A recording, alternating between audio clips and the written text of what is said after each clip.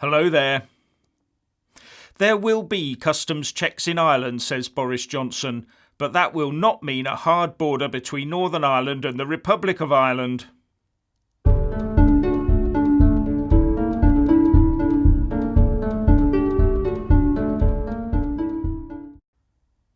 As the Prime Minister Boris Johnson said on the BBC Radio 4 Today programme, in order to have a sovereign nation, you need to have a single customs territory, and everyone is well aware of that. And that is why the European Union has a single market and customs union, so as to provide the blocks on which to build its own single EU empire. So everyone is aware that without a free trade agreement, there will have to be some form of customs checks between North and South Ireland post-Brexit to protect both the UK internal market and the EU single market. No one's disputed that. All that's in dispute is the continual claims by Remainers that such a system would require an actual hard border between the two, with customs and checkpoints. All of which Remainers claim could lead to a resurgence of the Troubles. Talk about the use of language likely to inflame opinion, eh? And Boris said on the Today programme that he would soon be presenting the UK proposals to deal with this issue, but refused to give details. And during debate in the House of Commons, Brexit Minister James Duddridge said that he wanted to assure the House there will be no infrastructure checks or controls at the border. But of course Brexiteers are now well aware that no solution, however sound, will ever be deemed good enough by either Eurocrats or our own domestic Remainers. No, in their eyes there is only ever one solution: hand the keys to the UK over to Brussels, as well as all the money. Now to the Eurozone economy, of which the Republic of Ireland is a part. The Eurozone is now seeing its lowest inflation rate for almost 3 years. At 0.9%, inflation in the Eurozone is still well below the European Central Bank target of significantly close to but below 2%. And despite the recent moves by the ECB to lower the deposit rate and restart its quantitative easing programme to try and boost the flagging Eurozone economy, something I talked about in an earlier video, the Financial Times reports Morgan Stanley analysts as saying that they don't expect much to change in the near term and that it might go lower again next year. And the IHS Markit Eurozone Manufacturing Purchasing Managers Index, or PMI, shows its lowest level since October 2012.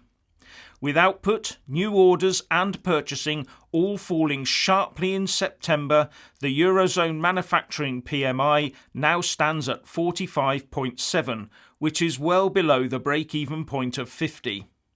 Market Economics said in its release, the region's manufacturing downturn was led in the main by rapidly deteriorating operating conditions in Germany, with the respective PMI falling to its lowest level since June 2009. Austria also experienced a notable deterioration, while Spain, Italy and Ireland also recorded sub-50 PMI readings during September. And Chris Williamson, Chief Business Economist at IHS Markit, said, the health of the Eurozone manufacturing sector went from bad to worse in September, with the PMI survey indicating the steepest downturn for nearly 7 years and sending increasingly grim signals for the fourth quarter. For some reason, I get the feeling that this is not going to turn around anytime soon. Now, reportedly, in an effort to keep his very young party's squeaky clean image, Nigel Farage withdrew the whip from one of his Brexit Party MEPs at the end of last week. Farage sacked Andrew England Kerr after an alleged conflict of interest arose, reports The Express. Kerr is alleged to have made comments about defence products in which he has significant business interests, with The Express saying, party sources have revealed he had been in contact with the European Commission in relation to military-grade body armour, despite a series of warnings not to from officials. And a source told The Express that Kerr was told on Friday evening that he was out due to irreconcilable differences regarding a likely conflict of interest. The Brexit Party leader Nigel Farage told Sky's Sophie Ridge on Sunday, "Well, he is an MEP, but he is also a shareholder in several businesses, and in our view, one or two of the things he has said and done as an MEP could have been seen potentially as a personal gain through his business, and that to us is just not acceptable. We made these rules when they came in. Some will say we acted harshly, but we want to have the highest possible standards, and we're not happy with what he's done." That reduces the Brexit Party MEP numbers to 28. And on the Westminster front, if what I hear is correct, then tomorrow's Prime Minister's questions should be entertaining, because I've heard that it will be a very one-sided affair. Now, presumably because Boris Johnson will be tied up with the Tory party conference, his place will be taken at PMQs, so I'm informed by Twitter, by Dominic Raab.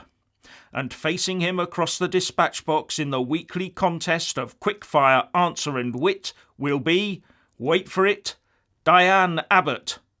Yes, it will be very one-sided. I wonder if Ms Abbott will need counselling afterwards. Anyway, what do you think? Please share and comment, and thank you for watching. Please do like and share this video, and also subscribe to my channel. And when subscribing, please do remember to press on the little bell next to the subscribe button. That way you'll get an alert every single time I put up a new video. And thank you very much for watching.